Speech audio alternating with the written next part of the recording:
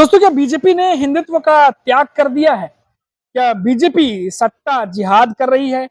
क्या बीजेपी तुष्टीकरण की राजनीति कर रही है? क्या बीजेपी सौगाते सत्ता चला रही है? जी हाँ दोस्तों, ये तमाम सवाल उद्धव ठाकरे ने खड़े किए हैं और बीजेपी को इस तरीके से रगड़ा है कि शायद उनके बयान को अगर बीजेपी के नेता पढ़े या सुने तो उन्हें बिल्कुल भी अच्छा नहीं लगेगा।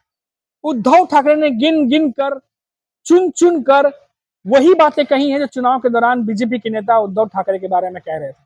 पूरी डिटेल से बताता हूं कि उद्धव ठाकरे ने आखिर क्या क्या कहा है जो बीजेपी के नेताओं को सुनकर बिल्कुल अच्छा नहीं लगेगा।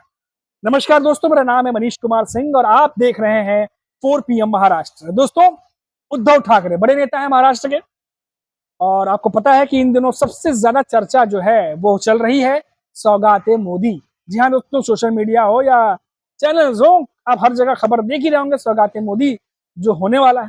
थोड़ी सी डिटेल बता देता हूँ। सौगाते मोदी जो है वो ईद के टाइम पर जो है वो जो मुस्लिम्स हैं उनमें किट बांटने की प्रक्रिया जो है वो की जा रही है और बताया जा रहा है कि 500 से 600 रुपए की किट है। कुछ किट्स में कुर्ता पजामा हो सकता है, कुछ किट्स में खजूर हलवा वगैरह कुछ स्वीट या कुछ ऐसी चीजें हो सकती हैं। अब दोस्तों, ये जो किट है इसको लेकर के सियासत भी अब गर्मा गई है क्योंकि ये कैंपेन, ये सौगाते मोदी बीजेपी द्वारा किया जा रहा है और जाहिर तौर पर ये मौका दे दिया है खुद उन्होंने, बीजेपी के नेताओं ने, विपक्ष को हमला करने का। और महाराष्ट्र के परिप्रेक्ष्य में बात करूं तो लोकसभा चुनाव हो या विधानसभा चुनाव हो, इन दोनों ही चुनावों में बीजेपी के नेताओं का भाषण या संबोधन आपने खुद देखा होगा कि किस तरीके से हुए थे, किस तरीके से नफरती भाषण या धर्म पर भी कितने सारे संबोधन हुए थे। और खासतौर से उद्धव ठाकरे को निशाना बनाते हुए बीजेपी ने उन्हें कि हिंदुत्व की राजनीति छोड़ दी है। और तो उन्होंने ये भी कहा कि उद्धव ठाकरे जो है तुष्टिकरण की राजनीति करते हैं। कई सारी बातें उद्धव ठाकरे के बारे में कही। और तो और हमने बीच में ये भी देखा कि बीजेपी के नेता बीच में तो वोट जिहाद की बात करने लगे थे। अब दोस्तों, ये तमाम बातें उद्धव ठाकरे को याद थी। अब जैसे ही ये कैंपेन बीजेपी ने कहा कि हम करेंगे जिसमें हम किट बांटेंगे सौगाते मोदी, उद्धव ठाकरे को मौका मिल गया और उन्होंने ये सारी की सारी बातें बीजेपी को सुना डाली। क्या बीजेपी हिंदुत्व भूल चुकी है? त्याग कर दिया है? बीजेपी तुष्टीकरण करती है? बीजेपी सौगाते सत्ता चला रही है? जी हाँ दोस्तों, सौगाते मोदी को उन्होंने नया नाम दे दिया, सौगाते सत्ता चला रही है। साथ ही साथ उन्होंने ये भी कहा कि इसके तहत जो भी थोड़े से पिछड़े या थोड़े से कम पढ़े लिखे मुस्लिम हैं उन वोटर्स को साधने की कोशिश की जा रही है सौगाते मोदी द्वारा।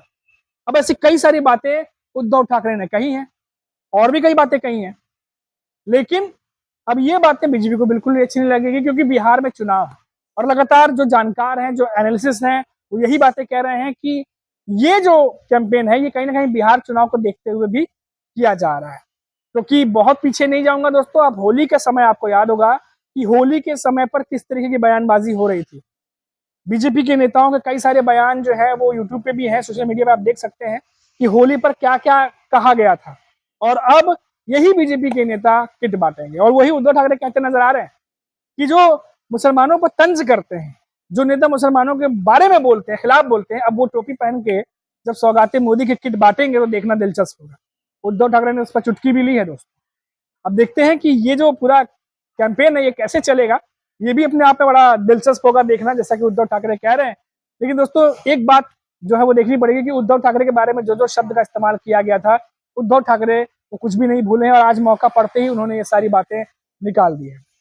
हालांकि महाराष्ट्र की सियासत भी बड़ा ही इंटरेस्टिंग है।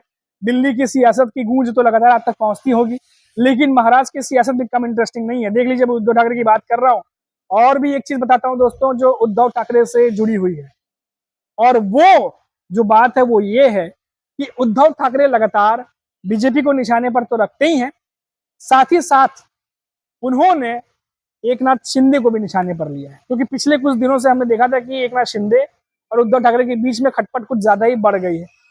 और तो और जो कुणाल कामरा वाला मामला है, जो विवाद है महाराष्ट्र में, वो इस खटपट को और भी ज्यादा बढ़ा रहा है।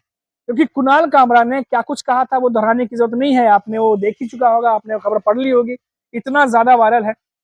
बिना नाम लिए एकनाथ शिंदे का क्या कुछ उन्होंने कहा और उसके बाद जो बवाल हुआ, तोड़फोड़ हुआ, सब पर केस हुआ है, सब पर मामले दर्ज हैं और पुलिस आगे की जांच कर रही है। लेकिन सबके बीच में उद्धव ठाकरे और उनकी शिवसेना कुणाल कामरा का सपोर्ट करते हुए दिखाई दे रहे हैं, कुणाल कामरा के बयान का सपोर्ट करते हुए दिखाई दे रहे हैं, जो कुछ भी कुणाल कामरा ने कहा था। और वही दूसरी तरफ महायुति के नेता इस बात पर अड़े हुए हैं कि कुणाल कामरा को माफी मांगनी पड़ेगी, बोलने की आजादी ये है, इसका मतलब ये नहीं कि आप किसी की इंसल्ट करेंगे। और एक नाथ शिंदे भी इस बात से काफी ज्यादा खफा जो वो लग रहा है, उनके बयान से दिख रहा है कि वो भी काफी ज्यादा खफा है। अब उद्धव ठाकरे बार बार ये बात कहते हैं कि जो कुछ भी लॉ एंड ऑर्डर का मामला है महाराष्ट्र में गड़बड़ाया हुआ है, दुरुस्त नहीं है, संविधान खतरे में है। इन बातों को लेकर एक नाथ शिंदे ने उद्धव ठाकरे पर निशाना साधा। उन्होंने कहा कि जो खुद संविधान के ऊपर जो चर्चा होती है तो मौजूद नहीं रहते हैं, उन्हें इस तरह के सवाल खड़े करने का क्या मतलब और क्यों करते हैं, ये बातें एक नाथ शिंदे ने पूछी है।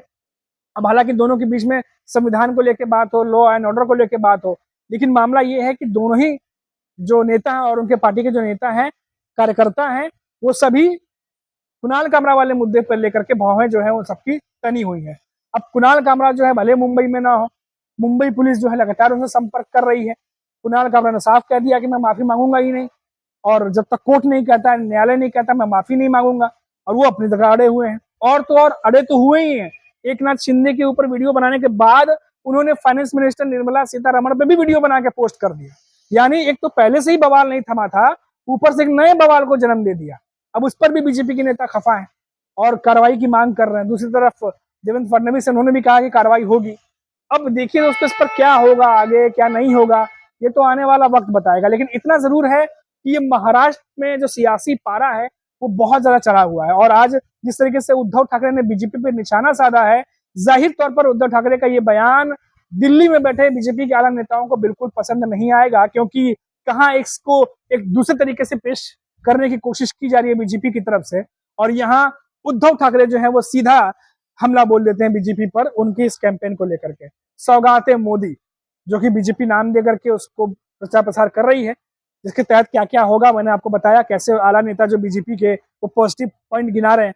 लेकिन उद्धव ठाकरे ने इसे कैसे जो है वो सत्ता जिहाद से जोड़ दिया, कैसे सत्ता का जो कह सकते सौगाते सत्ता से जोड़ दिया, और तो और कैसे लोगों को बरगलाने और घुमाने की कोशिश की जा रही है इसके द्वारा, उस पर भी तमाम चीजें वो बोलते ही रहते हैं आमतौर पर। तो अब देखना होगा कि बीजेपी के नेता अगर ये बयान सुनते हैं या पूछा जाता है तो क्या जवाब देंगे, वो भी देखने वाली बात होगी। लेकिन इतना जरूर है कि सौगाते मोदी का चर्चा बहुत ज्यादा है, और खासतौर से इसीलिए क्योंकि वो पार्टी जो आमतौर पर देखा जाता है कि उनके नेता इस तरह के बयान देते हैं जहां वो हिंदुत्व की बात करते हैं और कई सारी चीजें वो बोलते हैं जो नहीं बोलना चाहिए नॉर्मली पब्लिक प्लेटफॉर्म पर, कई बार हमने देखा है।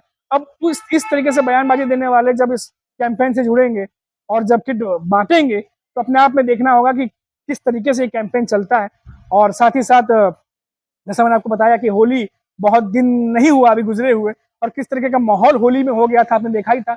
ज्यादा सुरक्षा बलों को तैनात किया गया था, और तो और इन बयानों को देखते हुए और बहुत सारी अटकलें लगाई जा रही थी कि क्या होगा क्या नहीं होगा।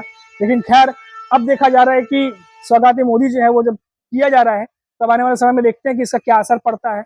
उद्धव ठाकरे ने तो जवाबी हमला कर दिया है, अब और विपक्ष के नेता किस किस तरीके से इस पर अपनी राय रखते हैं वो भी देखना दिलचस्प होगा। अभी के लिए इतना ही।